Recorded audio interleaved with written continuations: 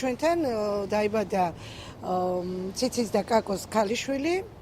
სახელი ჯერ არ შეგვირჩევია და ალბათ ამისთვის ცალკე გამოვაცხადებთ კონკურსს, აუცილებლად ჩვენი გულშემატკივარი იქნება ინფორმირებული. დაახლოებით 7 კილოგრამამდე იყო რომ დაიბადა და ეხლა უკვე 10 კილოგრამს აღწევს, რა თქმა უნდა, ვეტეკიმის მონაცემებით და საერთოდ მთელი გუნდი მუდმივ რეჟიმში თვალყურს ადევნებს დედაშვილის ურთიერთობას და თვლიან რომ წარმატებით მიდის ზრდაც, მატებაც. საკუთრებით კონტროლის ქვეშ არის საარსებო გარემო და ასევე ზოგადად ფსიქოსოციოლოგიური სიტუაცია, როგორი ურთიერთობა გვაქვს. როდესაც უკვე პატარა უკვე აკრებს იმ ასე ვთქვათ ექსტერიერულ ნორმებს და იმ ფორმას მიიღებს, რომ უკვე უფრო შეიძლება გაბედულად ასე ვთქვათ მოვეპყროთ მათ.